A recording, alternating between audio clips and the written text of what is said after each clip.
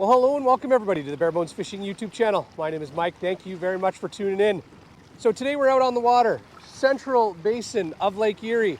As you can tell, I'm bundled up. This means that we are starting to get close to the end of my time here out on Lake Erie before I start transitioning to other places for later in the season.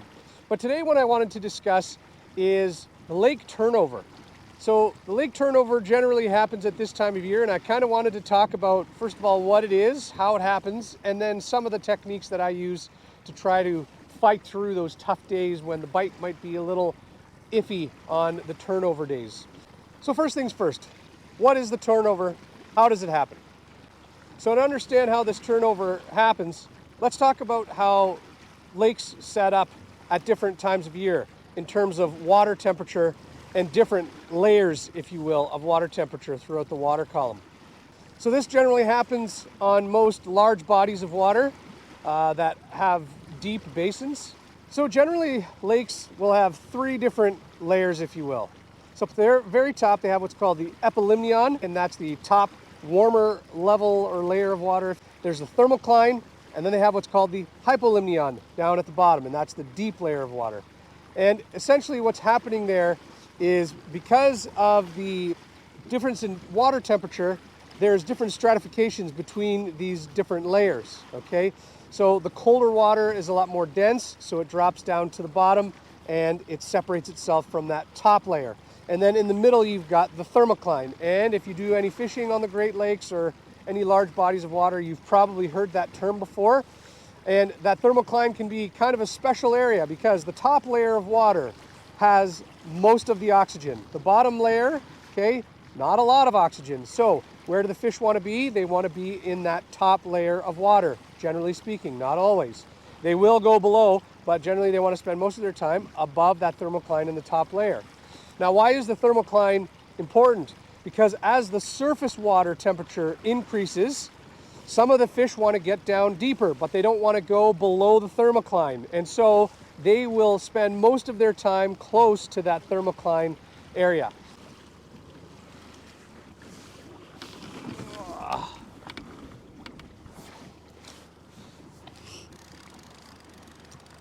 Well, looks like we might have a fish on here.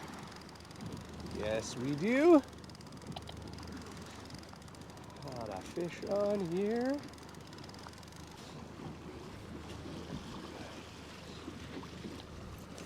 Oops.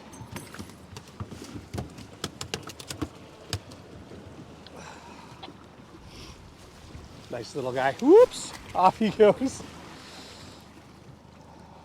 And so the water generally sets up itself like that during the summer months and then during the winter months as well. But it eventually happen is that top layer of water is going to become cooler and it's going to become more and more dense. And then eventually you're just going to have the two mixed together all of a sudden. So instead of having those nice two separate layers because of the different densities, everything just starts to mix together. And the things that will trigger this turnover will be lots and lots of cold nights and cooler days, shorter days as well. You have lots and lots of wind, like a really bad windstorm or a few days of really bad wind. That can kind of help trigger this turnover. So there's a bunch of different triggers for this turnover, but usually it happens twice a year. All right, we're gonna check this rod here. It looks like Dipsy, at the very least, the Dipsy has popped. Oh yeah, nice fish there. Yep. A little bit of a sporty day out here today. Got a south wind going on.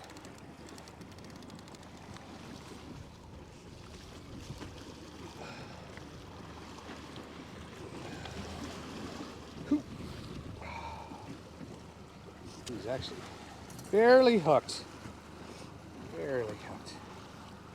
All right, let's take a look at this guy. Nice walleye. Great.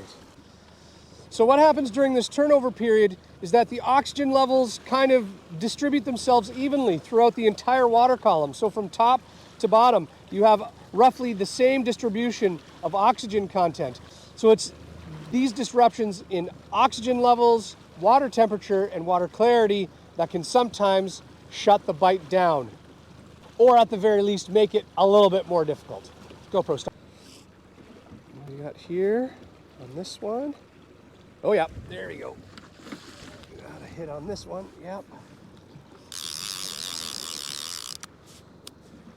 I always forget to turn that clicker off.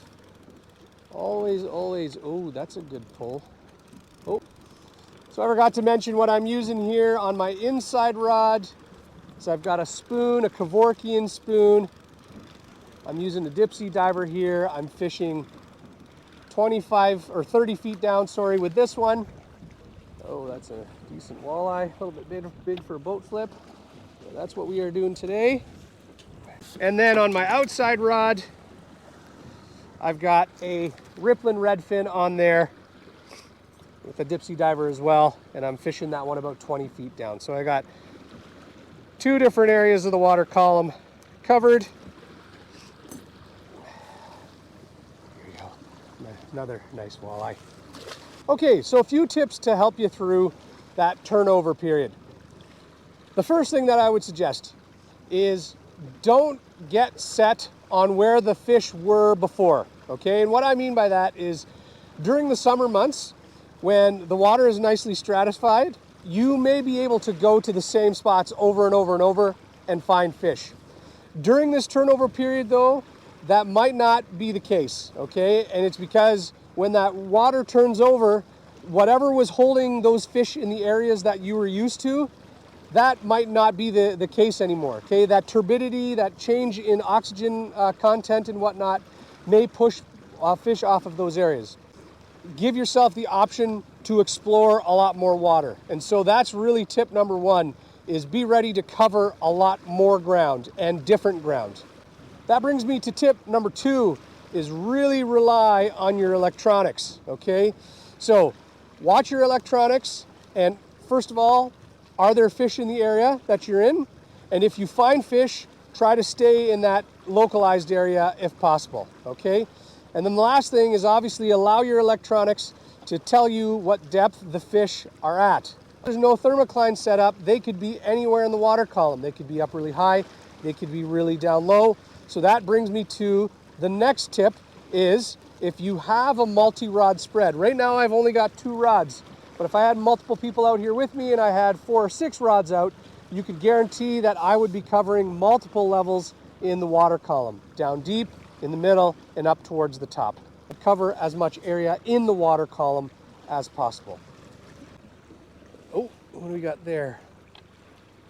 Watch that outside rod. I thought I just saw it bounce in the corner of my eye. You know what, we're gonna give this one a check, just to see. Decent one. Oh, no, not really. Probably 18 inches or so.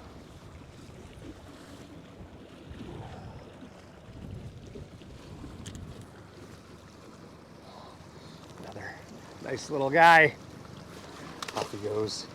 Another tip that you could use is try to look for bait. So if you're finding bait balls on your graphs, forward-facing sonar, or whatever the case might be, then generally speaking, if there's bait there, there's fish nearby as well. So that's another tip that you can use during this turnover. My last suggestion when it comes to fishing during that turnover period is really just go into it knowing that you're probably going to need to be patient, okay? So if you come out on the water and you're used to catching, 12 fish in an hour, or 15 fish in an hour, whatever the case might be, just temper your expectations. I mean, hope it happens. I hope you find the fish and you're on them and whatever, but just give yourself a little bit of leeway in terms of needing to be patient. But the thing is, especially out here on Lake Erie, with the number of walleye that there are, if you cover enough water, you're going to eventually find a pod that's probably pretty hungry. So just be patient with yourself when you're fishing this period. GoPro. Yeah, we're gonna check that one. Now we're gonna check this one. Pretty sure I saw it bounce. Fight there.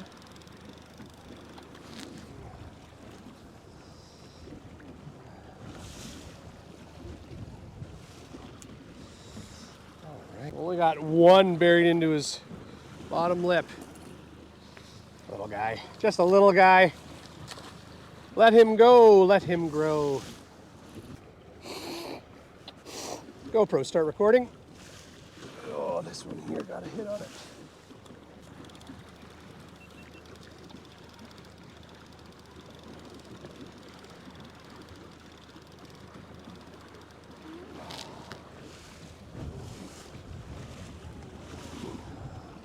Ooh. By the way, the sound effects are necessary. Definitely noticed over time that I make noises when I'm fishing, and they're necessary. They're necessary to my success. Another nice little guy. No biggins today, no biggins. Yep, got a hit on this one. Let's take a gander. Yeah,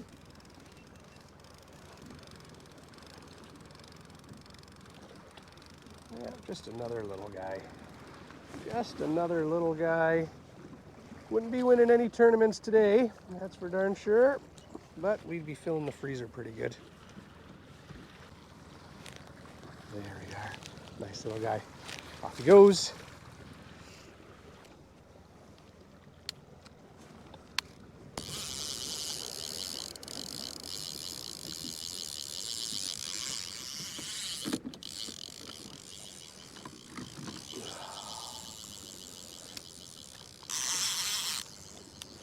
GoPro.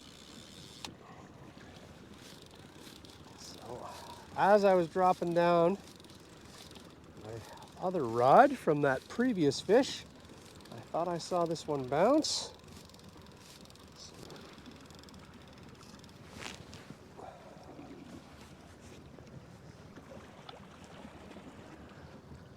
Ooh.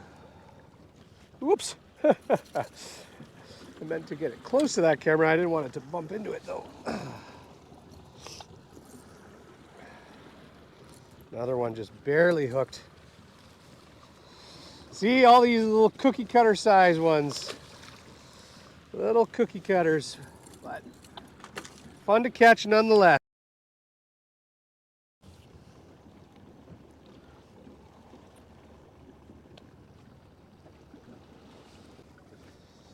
Just got a hit on this one. Just got a hit on that one. Yeah. Ooh. There we are. Oh, it feels pretty nice.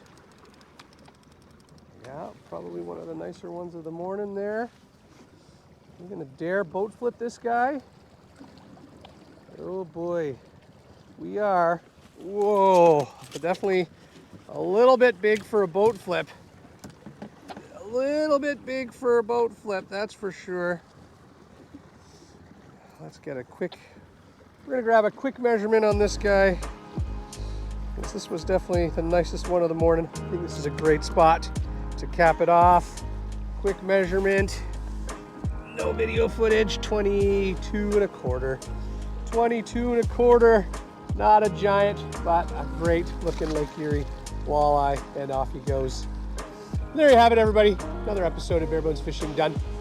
Let me know in the comments if you have any other tips for fishing the turnover and what are some strategies that you use that work out. I'm always looking to learn from other anglers, so by all means, let me know what it is that you do during this period. Hope everyone is doing well. I promise I'm going to start getting to some more fishing videos here as I get on the mend and as we start getting into the fall. Fall walleye run is just around the corner. Can't wait to get that started. But in the meantime, hoping to do some perch fishing, maybe piking some bass as well.